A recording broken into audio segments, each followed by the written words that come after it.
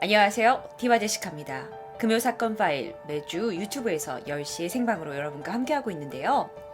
여러분, 바로 이 사진 속의 주인공, 단군 일의 최고의 사기범이라고 불리는 조이팔 알고 계신가요? 아마 모르시는 분도 많이 계실 텐데요. 얼마 전에 개봉한 영화 마스터를 통해서 잊혀졌던 사건을 많은 국민들이 다시 상기하게 됐죠. 마스터에 대한 영화 리뷰는 제가 영상으로 올려뒀습니다. 오늘 금사파에서 좀 더 자세하게 이 조이팔 사건을 알아보고자 합니다.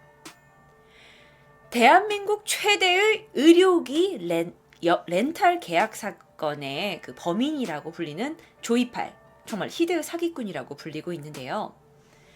2004년부터 의료기기를 사게 되면 그걸 빌려줘요. 그러니까 의료기기를 사오면 그걸 다시 빌려줘요. 그래서 거기 안에서 수익을 낸다는 식의 수법으로 회원들을 모아서 피라미드식 운영을 해오게 되죠.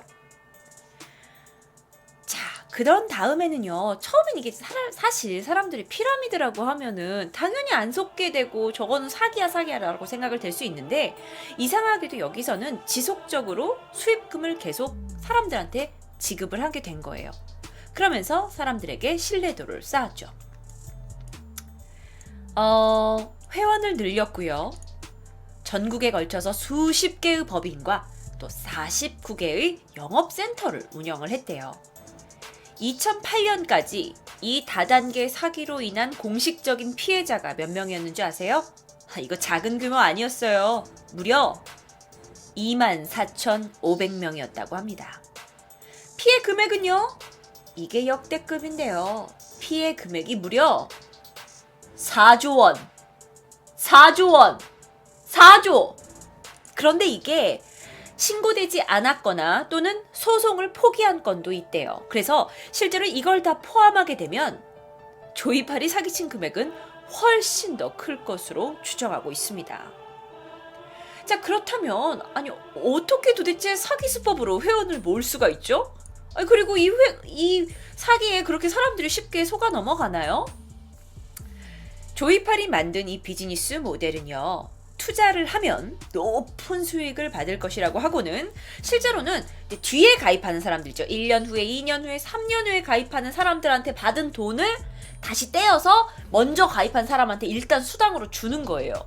그렇기 때문에 한동안은 이 투자한 사람들, 초반에 투자한 사람들은 일정량의 수익을 받아 챙길 수가 있었어요.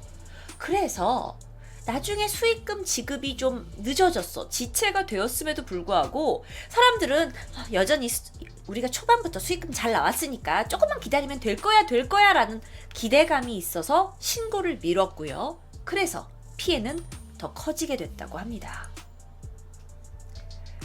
단군 일의 최대 사기극의 범인 조이팔은 누구인가? 자, 조이팔에 대해서 좀 알아봐야겠죠. 조이팔의 다른 사진을 가지고 왔어요. 좀 가까이서 얼굴을 여러분이 보실 수 있도록요. 자, 조이팔은요 1957년생입니다. 우리네 아버지의 나이예요. 경북 영천의 시골에서 태어났고 최종 학력은 초등학교 졸업이래요. 그리고 학교를 졸업하고 나서 막노동하고 도박판에서 허드렛 일을 하면서 살아온 것으로 알려져 있습니다. 근데 그 외에도 유통업계 쪽에서 종사를 했었나 봐요. 그래가지고 사실 그쪽 사정을 잘 파악하게 된 거죠. 왜 옛날에 이런 말이 있어요. 유통을 알면 돈이 보인다고. 그러다가 이 본인의 형이 일하던 다단계 업체에서 본격적으로 다단계 사기 수법을 익히기 시작한 거죠. 2004년이 되었습니다. 본격적으로 대구에 BMC라는 회사를 세우기 시작했어요. 이건 의료기 재임대 사업이에요. 어떤 의료기였냐? 골반 교정기, 찜질기, 공기청정기 등등을 가지고 임대 사업을 한 거예요. 렌트 사업을 한 거예요. 근데 이게 이제 여러분이 잘 이해가 안 될 수도 있는데 제가 그건 좀 자세히 설명을 드릴게요. 자, 그런데 투자자들한테 뭐라 그랬냐면, 니네가 이 기구들 사는데 돈을 모으잖아? 그러면 내가 연이율 무려 35%에 가까운 이자를 지급하겠다고 꼬신 거예요. 그래서 투자가가 점점 모아가는 거죠. 자, 너무 나이가 어린 친구들은 35%면 많은 거예요, 적은 거예요 잘 모를 수도 있을 것 같아요. 언니가 설명해 줄게요. 자, 자, 여러분들 우리가 집에서 렌트하는 게 뭐가 있죠? 정수기, 비데, 공기청정기 같은 거 엄마가 웅진 땡땡 회사에다가 매달 뭐 2만 원, 3만 원씩 내고 제품 렌트를 하죠. 맞아요. 그거 우리 거가 아니라 렌트해 오는 거예요. 자, 그런데 이 조이팔의 사기 수법은 회원들한테 자자 우리가 돈을 모아봅시다. 돈을 모아서 이 비싼 기계를 일단 사. 그래서 우리 돈으로 사서 이걸 전국 모텔이나 전국 찜질방에다가 빌려주는 사업을 합시다. 그런데 그 사람들이 우리한테 매달 렌트비를 낼 거예요. 그럼 이 렌트비를 걷어서 내가 투자자들한테 다 나눠줄게요. 라는 얘기예요. 이론만 봐서는 이거 꽤 그럴듯하지 않나요? 돈 벌 수 있을 것 같아요. 솔직히 여기까지만 들으면 돈 벌 수 있을 것 같아요. 그래서 이런 식으로 한 사람당 440만 원을 투자하라고 한 거죠. 자, 그러고 나서 다른 이제 사람들한테 이제 렌트해준 사람들한테 12만 원의 돈만 받고 그걸 내가 이제 1년 동안 모으면 120만 원이 되는 거예요. 그러니까 440만 원을 내가 붓고 1년 만에 120만 원을 찾아오니까 35%의 수익이 난다는 거죠. 자, 혹시 어린 친구들 이해하기가 힘들어. 난 숫자 좀 약해. 나도 약해. 그래서 설명을 하면 100만 원을 여러분이 나한테 줘요. 그러면 내가 여러분한테 35만 원을 1년마다 줄게요. 그럼 여러분 줄래요? 안 줄래요? 100만 원만 갖다 맡기면 35만 원 주면 두 번째 달에는 70만 원, 세 번째 달은 105만 원이에요. 세 번째 연애는. 그러면 나한테 100만 원 주고 3년만 기다리면 그 원금을 여러분이 다 가져갈 수 있는 거니까 이거 완전 말도 안 되는 고수익인 거예요. 그쵸? 그러니까 사람들이 여기 혹하게 되는 거죠. 그래서 이런 사기 수법으로 수많은 사람들을 모을 수가 있었어요. 그리고 실제로 돈도 지급을 하니까 사람들이 더 믿음이 생기게 되는 거죠. 자, 35%에 대해서 여러분이 감이 안 오실까봐 당시 은행 이자는 3.75%였어요. 3.75% 2004년 당시에. 그 얘기는 뭐냐면 여러분이 은행에다가 100만 원을 갖다가 넣어놔요. 그럼 1년 동안 쭉 넣어놔. 그렇다면 1년 후에 붙는 이자는 37,500원이에요. 1년에 넣어다 37,500원인데 너한테 35만 원을 준대. 그럼 하겠어 안 하겠어? 하고 싶죠. 그렇게 되는 거예요. 이런 걸 전형적인 이제 폰지 수법이라고 한대요. 근데 이 폰지 수법과 피라미드까지 합쳐져서 사기 수법을 벌인 거죠. 자, 그렇다면 또 궁금한 게 있어요. 사람들이 속았어요? 네? 사람들이 조이팔한테 왜 다 속았어요? 안 속을 것 같은데 이거는 사기고 그래서 왠지 조이팔한테 안 속을 것 같은데 왜 그렇게 사람들이 이 피라미드와 폰지 수법에 속아 넘어갔나요? 자, 조이팔은요 굉장히 언변에 뛰어난 사람이라고 합니다. 그래서 멋들어진 사업 설명을 하고 정말 여러분한테 정말 고수익이 돌아가는 것처럼 설명을 해주고 게다가 친화력까지 뛰어난 거예요. 그러니까 사람이 좋아 보이는 거야. 저 사람 참 괜찮다. 이런 인상을 주는 거예요. 그 사람들이 믿기 시작하는 거죠. 사기꾼이란 느낌 대신에 여러분이 영화 마스터를 보시면 실제 초반에서 느껴지는 게 뭐냐면 와 진짜 여기에 있는 모여있는 이 자기를 믿는 회원들을 정말 진심으로 아끼는 어떤 인자하고 리더십 있는 회장 같은 느낌이라니까요. 그러니까 많은 사람의 마음이 움직일 수밖에 없었던 거죠. 그런데 그랬던 그가 이번엔 좀 더 대담하게 자신의 사업의 영역을 확장해 나갑니다. 그게 뭐였냐면 바로 이거예요. 자, 이 사진은 제가 그것이 알고 싶다에서 가져왔습니다. 자, 이 자기가 처음 세웠던 BMC라는 회사 있죠. 여기 지금 제일 꼭대기에 있는 거 보이시죠? 이 BMC라는 회사 말고도 여러 유령 회사들을 세우기 시작해요. 요 밑에 있는 게 다 유령 회사예요. 그래서 이 사기 행각을 전국적으로 확대해 가는 거죠. 유령 회사로 어떻게? 이 유령 회사만 당시에 만들어진 게 80개가 넘는데요. 그런데 그전에는 의료기만 렌탈했잖아. 근데 이제는 그것뿐만이 아니라 뭐 예를 들어서 부동산, 임대, 환경사업, 관광 레저 사업이라는 정말 그럴듯한 아이템을 가지고 사람들을 막 모아나가면서 규모를 엄청나게 불리는 거죠. 여러분 보통 시골 할머니들이 잘 속는 다단계가 뭐냐면 뭐 옥장판, 뭐 그런 거 있잖아요. 뭐 말도 안 되는 막 몸에 좋다는 거. 근데 이건 그게 아니라 뭐 환경 사업에 뭐 관광 사업이니까 사람들이 이거 진짜 사업이 잘 되나 보다 하고 믿는 거죠. 자, 이렇게 점차 확장하고 있는 조이팔 세력을 경찰이 눈치채게 됩니다. 그리고 2008년 수사에 착수하게 되죠.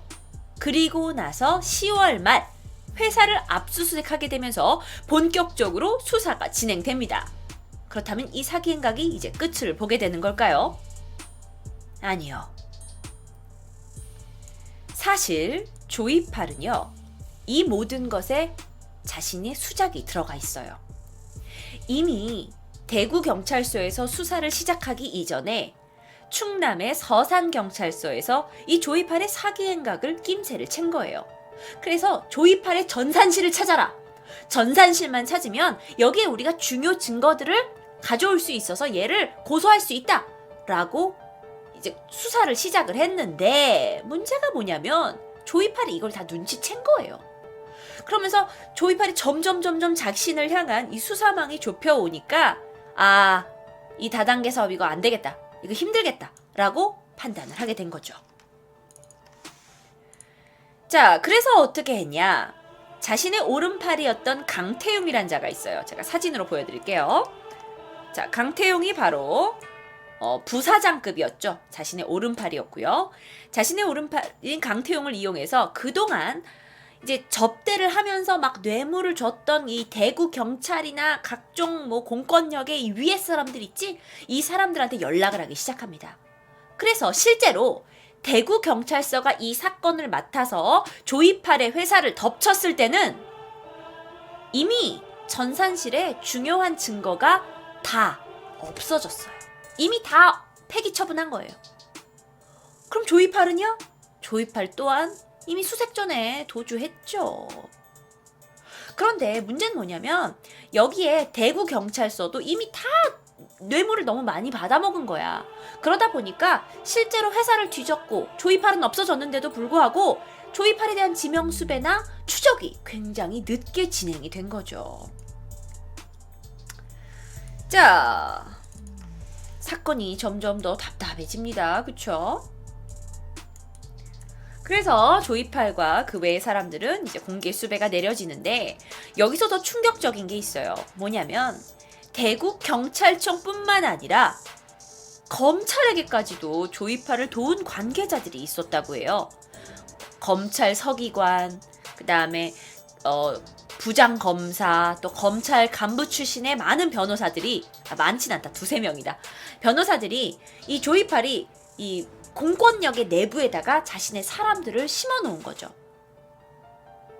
그러니까 조이팔이 쉽게 잡힐 수가 없는 거예요. 조이팔이 만들어 놓은 사기 이 회사도 중간에 검찰 조사 없이 그렇게 잘 운영이 될 수 있었던 거고요. 자, 그럼 이게 어떻게 가능했냐? 자, 조이팔이 상당히 머리가 좋다고 해요. 2004년에 이 사업을 시작했어요. 근데 시간이 지나면서 점점 잘 돼요. 돈도 많이 모이고요. 2006년쯤 됐을 때 자신의 오른팔이었던 강태용으로부터 각종 뇌물을 주고 내가 이제 대접을 해주면 우리 회사와 조이팔을 보호해줄 수 있는 인물들을 찾아내고 그걸 우리 편으로 만들어내라고 명령을 하게 된 거죠. 물밑 작업하는 거죠. 그래서 실제로 이 강태용에 의해서 대접을 받고 또 뇌물을 받았다라고 한 사람이 누구냐면 나중에 붙잡혔지만 바로 이 사람이에요. 이 사람이 누구냐면 김광준 전 서울고검 부장검사예요. 실제로 얘는 오른팔이었던 강태용의 고교 동창이라고 합니다. 우리가 생각하는 사기꾼이라고 하면 나쁜 놈이에요. 나쁜 놈은 경찰이나 검찰과 손잡는 게 아니에요.